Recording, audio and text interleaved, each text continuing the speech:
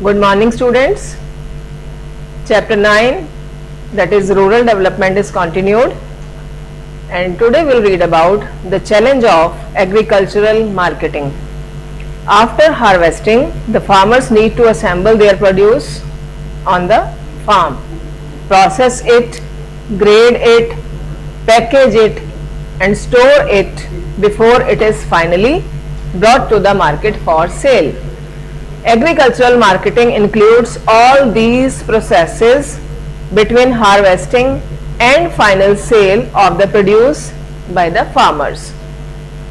Students, फसल जब तैयार हो जाती है, क्रॉप जब रेडी हो जाती है, तो उसको हार्वेस्ट करने के बाद भी बहुत सारी प्रोसेसेस होती हैं, लाइक उसको गैदर करना, ग्रेडिंग करना, पैक करना, स्टोर करना, उसके बाद मार्केट में वो सेल के लिए जाता है. तो ये सारी प्रोसेस मार्केटिंग की प्रोसेस के अंदर इंक्लूडेड होती हैं. सो एग्रीकल्चरल मार्केटिंग में be defined as the process that involves. अब इसमें देखिए, अब एग्रीकल्चरल मार्केटिंग में कौन कौन सी प्रोसेसेस इन्वॉल्व होती हैं. Gathering the produce after harvesting, harvesting होता है क्रॉप को काटना. Purchasing, processing the produce like separating the straw from the grain, इसको प्रोसेस करना प्रोड्यूस को. जो भी ग्रेन हमारा क्रॉप जो होती है उसमें ग्रेन्स जो है वो स्ट्रॉ के अंदर होते हैं. राइस है, व्हीट है, ये सभी एक स्ट्रॉ के अंदर लिपटे हुए होते हैं जब वो फार्म के अंदर होते हैं, खेत के अंदर होते हैं. लेकिन जब उनको काट लिया जाता है तो ग्रेन को स्ट्रॉ से अलग करने के लिए थ्रेशर्स को यूज करते हैं और उसमें ये प्रोसेसिंग की जाती है. फिर ग्रेडिंग की जाती है उसकी, क्योंकि अलग अलग क्वालिटीज होती हैं, उसके अकॉर्डिंग उसकी ग्रेडिंग कर ली. फिर packaging the produce according to buyers preferences. फिर ये देखते हैं कि भाई बायर्स कितने वेट में, कितने वेट की पैकिंग लेना पसंद करते हैं, 1 kg, 2 kg, 5 kg, 10 kg, उसके अकॉर्डिंग उसकी पैकेजिंग की जाती है. Then storing the produce for future sale, और जो सरप्लस प्रोड्यूस होता है उसको फ्यूचर सेल के लिए स्टोर कर देना. And selling the produce when price is lucrative, और उसके बाद जो ये हमारा सरप्लस प्रोडक्ट है जो हमने स्टोर करके रखा है, इसको हम तब बेचते हैं जब प्राइस प्रॉफिटेबल होता है, ल्यूक्रेटिव होता है, कंपैरेटिवली हाई होता है. At the time of independence, agricultural marketing was almost under the complete control of money landers, traders and commission agents. जब इंडिपेंडेंस का टाइम था, हम स्टार्टिंग के चैप्टर्स में उनके बारे में पढ़ चुके हैं कि उस समय हमारे कंट्री में हर फील्ड की, हर सेक्टर की क्या कंडीशन थी. तो उस समय एग्रीकल्चरल मार्केटिंग भी बहुत ज़्यादा डिस्ट्रेस स्टेज पर थी, क्योंकि फार्मर्स की होल्डिंग कैपेसिटी बिल्कुल ना के बराबर थी और उन्होंने मनी लैंडर्स, साहूकार, ट्रेडर्स से लोन्स लिए हुए थे. उन लोन्स को पे ऑफ करने के लिए इनको मजबूरी अपनी क्रॉप्स उनको बेचनी पड़ती थी. वो बहुत कम रेट पर इनसे लेते थे और बहुत हाई रेट पर आगे बेचते थे. तो फार्मर्स क्योंकि मजबूर थे, उनको फोर्स किया जाता था कि अपने डेट्स को पे ऑफ करने के लिए ये क्रॉप सारी उन्हीं को बेच दी जाए. तो इस तरीके से इस तरह की जो सेल थी, इसको नाम दिया गया distress cell. Distress cell means दुखी होकर अपनी क्रॉप को मनी लेंडर्स के हाथों बेचना, जिसमें प्रॉफिट कुछ नहीं, सिर्फ अपने कर्ज उतारने के लिए, डेट्स को पे ऑफ करने के लिए अपनी क्रॉप को फार्मर्स को बेचना पड़ता था.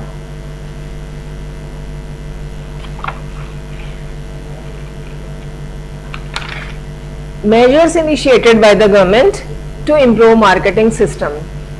So after independence, our government improves all the systems. So to improve marketing system also, many measures have been taken by the government. First is regulated markets.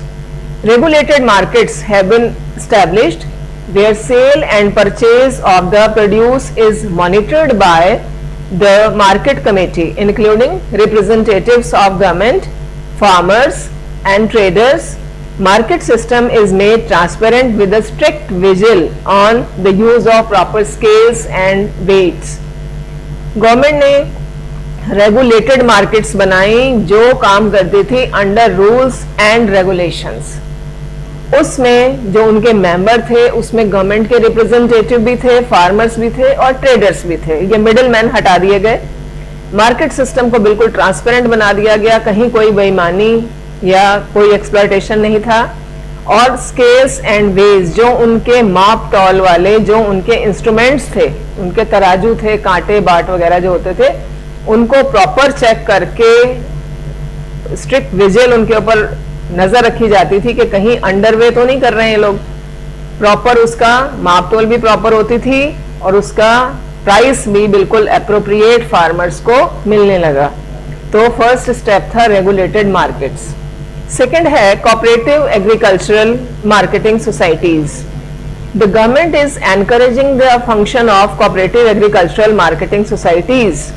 In societies के member farmers हैं और वो अपने आप को बहुत better बारगेनर्स feel करते हैं कि अब वो अपनी क्रॉप का अच्छी कीमत, अच्छा प्राइस लेने में सक्सेसफुल हो जाते हैं। They have become good bargainers and getting better price of their produce through collective sale. Collective sale means जैसे छोटे छोटे फार्मर्स हैं, उन्होंने अपना प्रोड्यूस कलेक्ट कर लिया और इकट्ठा जब वो बेचने जाते हैं अपनी फसल को इकट्ठा करके, तो ज्यादा बल्क में बेचने की वजह से उनकी बार्गेनिंग पावर भी स्ट्रांग हो जाती है और उनको अच्छा प्राइस मिलता है। Next, provision of warehousing facilities. With a view to avoiding distress sale, the government is offering warehousing facilities to the farmers. Warehouse होते हैं जहां पर सरप्लस प्रोड्यूस को फ्यूचर के लिए प्रिजर्व करके, सुरक्षित प्रोटेक्ट करके रखा जाता है।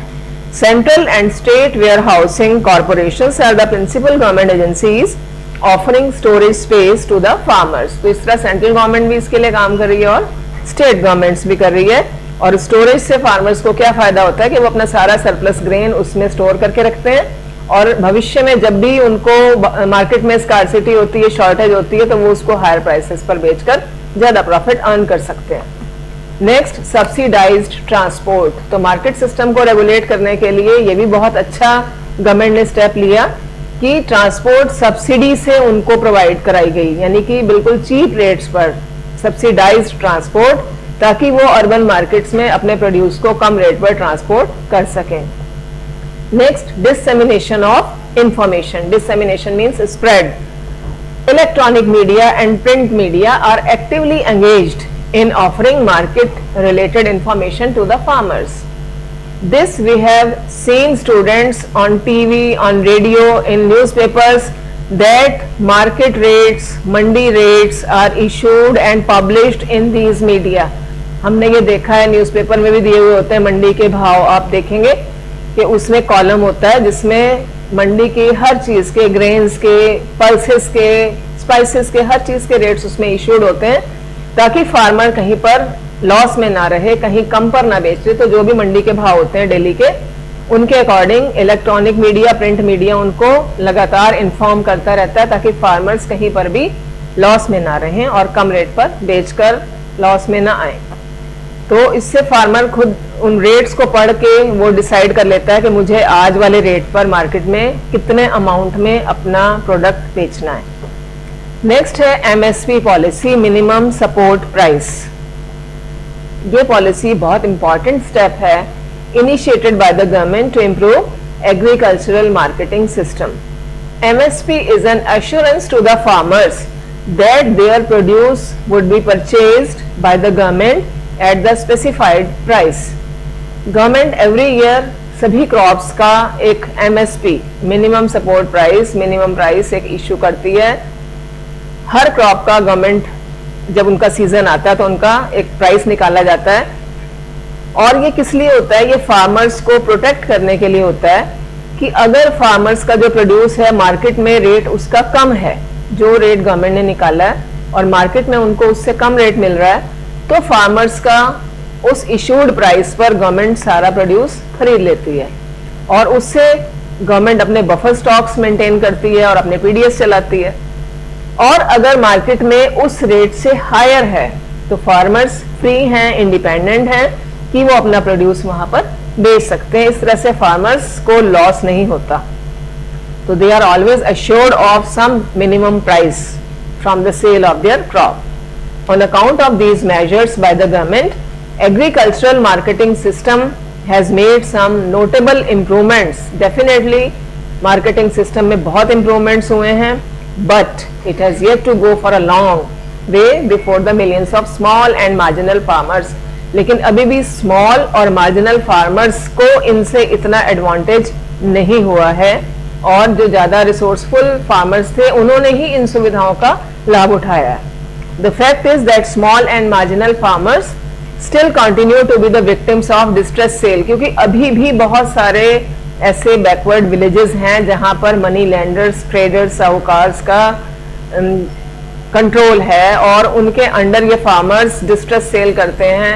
मजबूरी, जिन्होंने डेट्स लिए हुए हैं, लोन्स लिए हुए हैं, उनको पे ऑफ करने के लिए अभी भी उनको सेल करते हैं. गवर्नमेंट एजेंसीज और कोऑपरेटिव सोसाइटीज ओनली 10% इनका शेयर है. बहुत सारे ऐसे भी एरियाज हैं. Alternative marketing channels, a ray of hope, ये बिल्कुल डिफरेंट मार्केटिंग चैनल हैं जो फार्मर्स को प्रोटेक्ट करने के लिए बनाए गए हैं, और that is definitely a ray of hope. एक बहुत आशावादी विचार हैं ये मार्केटिंग को इम्प्रूव करने के लिए. Direct sale by the farmers to the consumers, एक ऐसा चैनल है जिसमें फार्मर्स का और कंज्यूमर्स का डायरेक्ट कांटेक्ट है, डायरेक्ट सेल है. इस तरह के चैनल्स हर स्टेट में बनाए गए हैं, अलग अलग नामों से बनाए गए हैं. Like the state of Punjab, Haryana and Rajasthan, इन्होंने जो अपना चैनल लॉन्च किया है अपनी मंडी के नाम से किया है, बिग बाजार, अपनी मंडी एंड बिग बाजार. And state of Andhra Pradesh is launching it through Rayathu Bazaars, and state of Tamil Nadu is launching it through Uzhavar Sandis. तो अलग अलग स्टेट के हिसाब से, रीजनल लैंग्वेजेस के हिसाब से इनको नाम दिए गए हैं, और इनमें फार्मर्स और कंज्यूमर्स का डायरेक्ट कांटेक्ट है. कोई मिडिलमैन नहीं है जिसकी वजह से उनको हाई प्राइसेस पे कम प्राइसेस मिले और मिडिलमैन की कमीशन देनी पड़े. Direct sale contract with the farmers by the national and multinational companies is another alternative channel of agricultural marketing. तो जो नेशनल और मल्टीनेशनल एमएनसीज इतनी सारी काम कर रही हैं हमारे कंट्री में, इन्होंने भी फार्मर्स का जो प्रोड्यूस है वो लेने के लिए इनको एडवांस पेमेंट देनी शुरू कर दी, ताकि उनसे डायरेक्ट लेकर बीच में जो कमीशन एजेंट्स को देनी पड़ती थी वो बच गई. तो फार्मर्स को ये एडवांस पेमेंट दे देते हैं ताकि फार्मर्स अपना प्रोड्यूस किसी और को ना बेचे, क्योंकि जो एमएनसीज हैं वो इनके प्रोड्यूस को प्रोसेस करके मल्टीप्लाइड प्राइस पर फिर वो पब्लिक को बेचते हैं. बहुत ज्यादा प्रॉफिट अर्न करते हैं, बहुत हाई प्राइसेस पर फिर वो पब्लिक में जाता है. तो ये पहले ही फार्मर्स से रिजनेबल प्राइसेस पर उनका सारा प्रोड्यूस एडवांस पेमेंट देकर खरीद लेते हैं. इससे फार्मर्स को भी लॉस नहीं होता और एमएनसीज को भी बहुत फायदा होता है. So it is hoped that these systems of marketing grow in tandem with the growth of national and multinational retails. This would not only help in expansion of market for the farm products, but also produce market risk for the small and marginal holders. तो ये इस तरह के system से, इस तरह के channel से स्मॉल और मार्जिनल फार्मर्स को भी बहुत एडवांटेज हुआ है. उनका मार्केट रिस्क कम हुआ है कि उन्होंने अगर सरप्लस में वो प्रोड्यूस कर लेते हैं तो, लेकिन उनको अनसर्टेनिटी रहती है कि इतना सारा प्रोड्यूस करने के बाद ये ना हो कि मार्केट में प्राइस फॉल हो जाए और हमें लॉस हो जाए. लेकिन जब उनका एक कॉन्ट्रैक्ट हो जाता है इन एमएनसीज के साथ और नेशनल कंपनीज के साथ कि भाई हम आपका प्रोड्यूस प्राइस फिक्स कर देते हैं वो पहले ही कि हम आपका सारा प्रोड्यूस इस प्राइस पर खरीद लेंगे, तो उनका मार्केट रिस्क कम हो जाता है और वो ज्यादा से ज्यादा प्रोडक्शन करने के लिए एनकरेज होते हैं. तो ये बहुत अच्छे पॉजिटिव इम्प्रूवमेंट्स हैं मार्केटिंग के लिए, मार्केटिंग को इम्प्रूव करने के लिए, so that the condition of farmer is definitely improved. So that's all for today. Thank you.